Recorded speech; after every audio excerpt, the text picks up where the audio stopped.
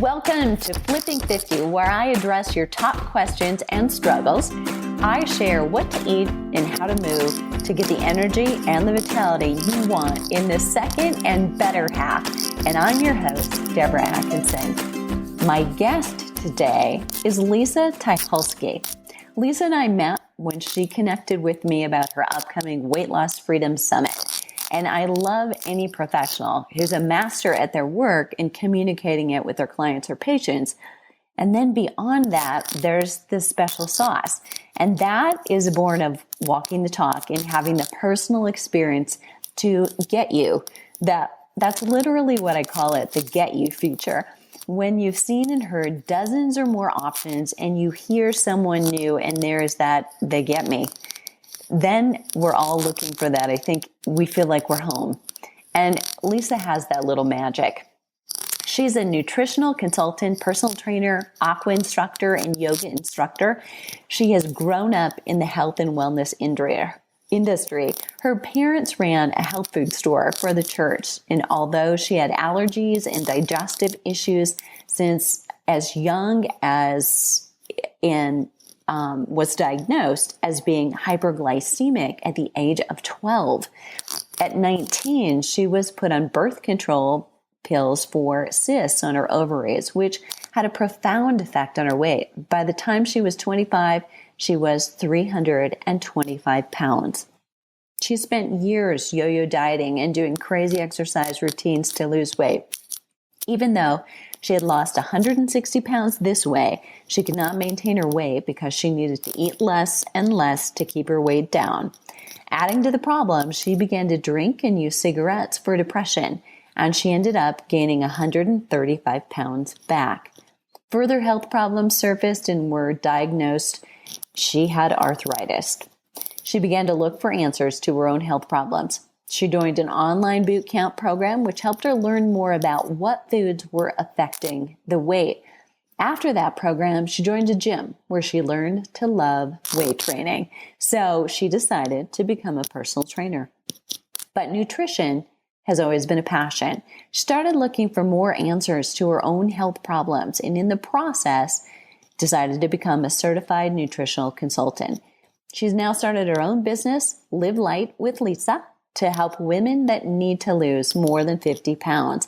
It's a holistic weight loss and mindset program. Welcome, Lisa. Thanks so much for joining me. Oh, thank you for having me. I'm so excited to be here.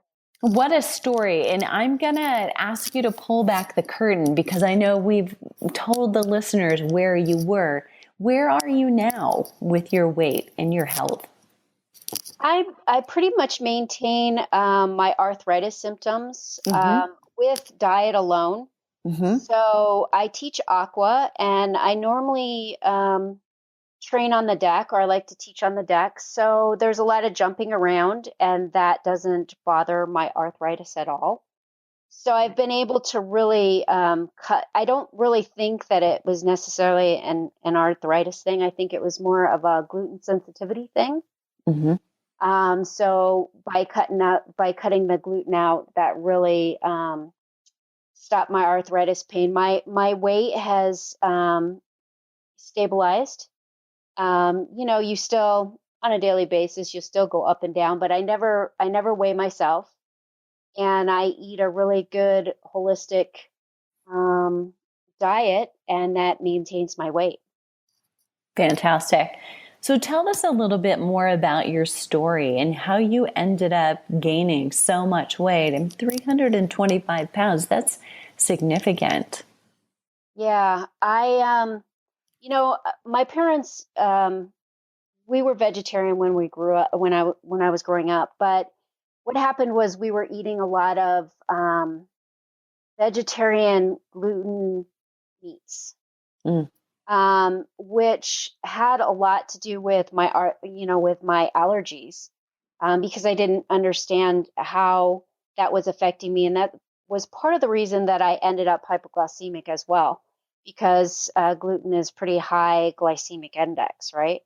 Right. So that had a lot to do with it. But everything was done for me until I got out of high school. So I was in this very rigid lifestyle. And when I graduated from high school, I basically was out into the world that I'd never seen before. And I was surrounded by pizza and hot dogs and all kinds of just, regular food, so to speak, that I had never been exposed to. And I pretty much wanted to fit in with all the other people that was now in my life that I hadn't had exposure to. And so I just partied basically and decided that I was going to eat whatever. And obviously that did not work for me. And I didn't pay attention. I just ate whatever I wanted to, did whatever I wanted to. I never exercised ever. We weren't, that wasn't something that my parents ever did. So I had no knowledge of that. So it was a whole different world for me. And I just kept gaining and gaining and gaining. And until one day I woke up and said, I can't do this anymore. And so at this point, how many pounds have you lost? I lost the 160 pounds and then I gained the 135 pounds back. So I'm about a normal 140 pound lady. So, which is a normal weight. I'm kind of about, I do weight training. So I'm about 5'2". So I'm kind of short. So if I gain 5 pounds, it really shows. Right. Okay. Right? Yeah. On that short comment, I like to say petite, right? Petite, yeah. Or vertically challenged. Yeah. But I'm so glad you said that. So every listener, I'm hoping you're tuning into this. So 325 pounds to 140 is Yes. amazing, first Yes. of all. And then to have said, you don't weigh yourself, I think that's a huge breakthrough for someone who probably was very maybe alienated from the scale for a while, but then also maybe potentially addicted to it as a success measure for a while, to step away and change the relationship with it. But back to the strength training, so a 140-pound woman who strength trains looks very different, everyone listening, than a 140-pound woman who does not strength train. I always get this, people will ask how much I weigh, and I'm always still shocked in 2017 that people ask that, first of all.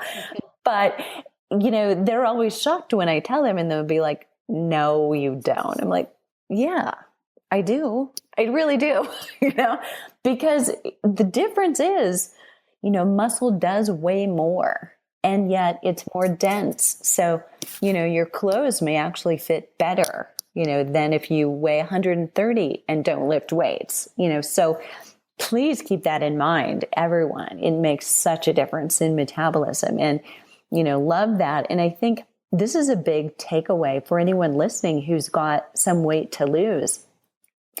It made you most likely feel much more successful with exercise than you may have before you started weight training. Can you speak to that, Lisa? When I started weight training, actually, when I first started, so being, that far overweight, but I had lost some weight in between. So when I started weight training, and when I first started, I'm going to tell you, I couldn't even do a push up.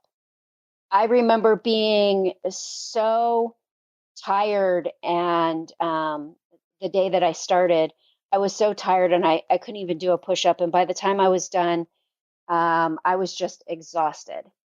Um, and as I gained, as I continued and I gained more strength, I felt so much better about myself and my strength that I became to feel like I was really powerful, and that I had some power.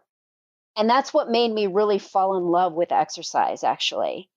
I felt, I felt like I'd never had any of that power when I was overweight. And now I felt like I had something that made me feel awesome about myself and gave me my power back. So Awesome. that's one of the reasons that I went into to being a personal trainer. Yeah, I love that. And I think that analogy of strong, outside in as well as inside out, it is so much more. We talk about weight loss a lot, and, weight loss is about so much more than the weight. It's about self-esteem, self-confidence, and, being on one side of the fence versus the other. And weight training, I think, is the exact same way. Whatever it is that motivates you to get into it may not be, even close to what keeps you doing it. And that's really the exciting journey. Yeah, for sure. So tell me, and the listeners, tell us what was really the key. So I'm sure there were many moments where you knew you weren't happy where you were. You knew you didn't feel good. You knew that this was not something you wanted to stay in. But what was really the kicker that got you to start? I actually went to the doctor, and I actually was diagnosed with a lot of health issues. And I had high blood pressure, and my blood was really super thick. I had severe headaches, almost on an every other day basis. And it was because of the smoking and the drinking. It was taking a toll on my body. I was in my early 40s, and, my body just couldn't handle that anymore. I had also noticed that that I had spots on my forehead, which have now gone away. They're actually a sign of liver dysfunction, or liver disease starting, and it really scared me. And I knew that if I didn't do something about my weight, I was not going to live a very long time. And that, it was really hurting my health, what I was doing to myself. So And that was my moment. how old were you at that point? I was 42. Okay. Yeah. I woke up on my 42nd birthday and said, you know what? Enough is enough. I have to. So I did it all in a week. Now, most people don't do things, my way, because they do it a little at a time. And I would certainly never recommend any of my clients doing it the way I did. But I woke up on my birthday, joined a gym, went on not a strict diet, but went on to a very natural diet, and quit smoking and drinking all within a week. Wow. Yeah. Because I had at that point decided that I was done with this life. I was going to change my life. And so that was my deciding factor, and I haven't looked back. Wow. Congratulations. I'm floored by that. And I want to call attention to this point too. 42 years old. We're not talking 22 or 32, 42. It can be done. It can Absolutely. be done. Yeah. Love that success story. And, I don't know about giving up the alcohol and the cigarettes, probably for me is the biggest wow when you're talking about all the changes you made in that single week. And yet, when I think about the book, you may be familiar with this, Younger Next Year, and the series of books that were a cascade from that. One of the authors actually Henry Lodge just passed away, but his co-author, I think Chris Crowley is his name. One of the things that they've said in that book, and it's been such a widely known book, is why I mention it, they kind of dished the idea of, SMART goals and setting small, attainable goals. Excuse me, not that we shouldn't do that, but they said set a huge goal. And I'm such a fan of that, of go big, because you've got to really see this is going to be life changing for me, because sometimes we just can't get motivated about those teeny tiny little changes. They do have to be a part of it, but you've got to really see this is anything is possible. And I think when you can do that, that may be the thing that really puts you into motion in a much stronger way. Yeah, I don't do anything small usually. Okay, right. So what were your biggest challenges when it came to losing weight? I think the one of the biggest challenges was, I had no problem with the food situation because I made sure that I kept my food. I didn't keep anything in the house that I didn't want to eat. Um, so my food wasn't my biggest issue. I think the biggest issue was exercise. Some days I would get up and just, be tired and not really want to do it. And I would have to say about 5 to 6 minutes into my exercise routine, um, yeah, I got my energy back and I was excited to be there and I felt powerful again. So I would have to say that that was probably one of my biggest, um, issues. And I can't really think of anything necessary. I pretty much stayed on the path because I knew I had to do this. So I was very stuck to a path, and I knew that there was no other way. So I had listened to and gone through a lot of books, and that's one of the reasons why I did weight training is because I had previously done all those yo-yo diets and lots of cardio. I did lots of cardio. And it never served me well. I would get down to a point and couldn't lose any more weight. Um, when I lost the first chunk of weight the first time, I was very sickly looking because I didn't do weights.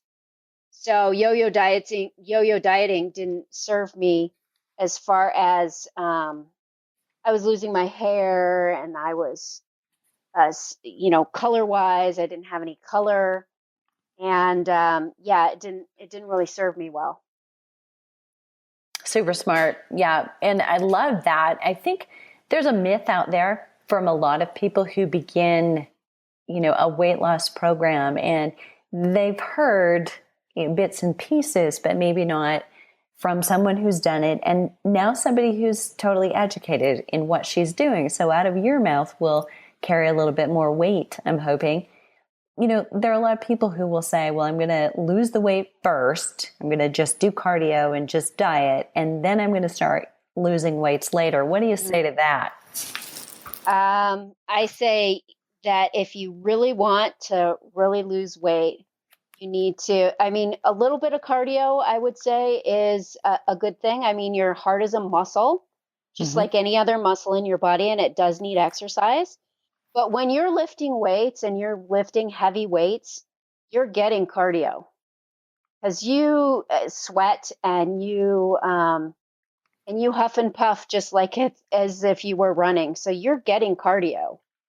So that would be my thing is do less cardio, especially if you're over 40,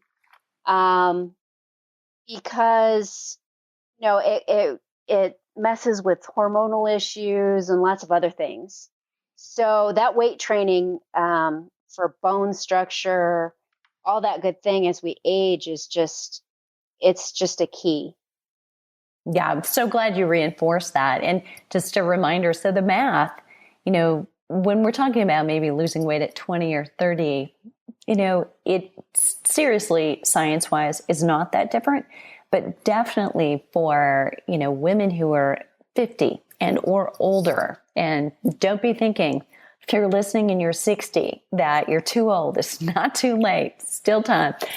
But we're losing, starting at age 30, about 0.5 pound a year average of our lean muscle mass if we're not resistance training. Even if you're doing your aerobic exercise, you can't outrun it. You can't out Zumba it. You can't out, insert your favorite cardio exercise.